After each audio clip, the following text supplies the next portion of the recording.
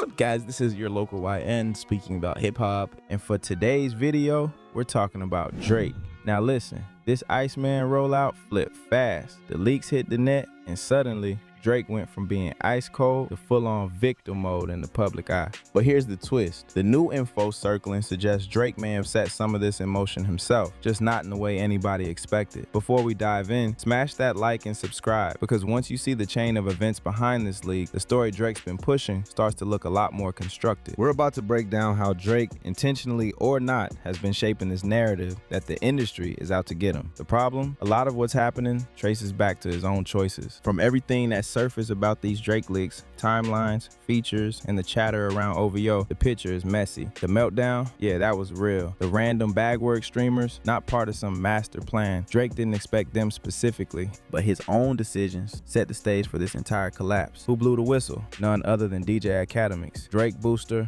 OVO adjacent, and plugged in. By the way, if you're a musician like the artist we're talking about in this video, you might want to check out this app. I actually made it for artists who get stuck on Rhymer's Block. It's basically a notepad on steroids. Super dope if you want to keep track of your songs and want rhyme recommendations as you type. It also has 10+ AI lyrics tools to choose from, so you can loop your instrumental in the app while writing. Links in the description if you want to mess with it. According to Ack, that infamous DeMar DeRozan diss record, it wasn't new. It was recorded almost a year ago, tied originally to Pressa. This wasn't a Drake record with Pressa. This was a Pressa record with Drake. Story I heard? Yo, you see this No Face video? That was supposed to be the video for this song. Pressa's hype like, yo, bet, lit.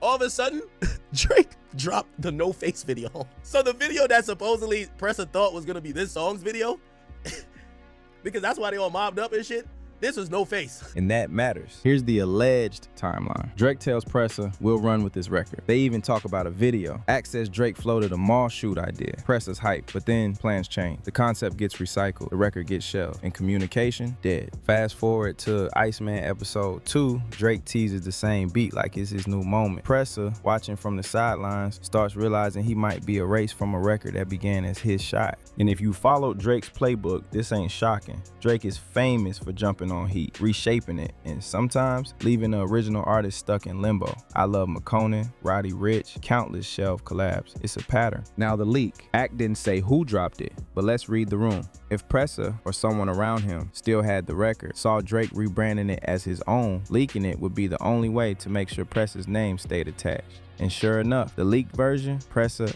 and Drake. Meanwhile, the Bagwork streamers claim they had the whole Iceman album. But notice, only this track came out. If they had the full thing, they'd have previewed more by now. That lines up with Ack's story. Pressa had this record. It got passed around, and eventually, it surfaced. Drake's reaction? Panic mode. He calls Aiden Ross live, spiraling. This is crazy. This is crazy. Who are these guys? Not calm, not collected, just vulnerable. And the takedown speed? Proof this was once planned for release. The record was already registered in Content ID systems. He just didn't want this version hijacking the rollout. So no, this wasn't Drake leaking himself for clout. That's not his move. The more likely explanation, brutal but simple. Pressa or his camp leaked it to make sure his name couldn't be erased. Toronto turning on Toronto. Bigger point, Drake's choices created this storm. Promise a smaller artist the world, hype a video, go ghost, rebrand the record as yours. Don't be shocked when they leak it to reclaim that credit. That's not the industry against me, that's consequences. Bottom line, Drake didn't press upload on his own leak,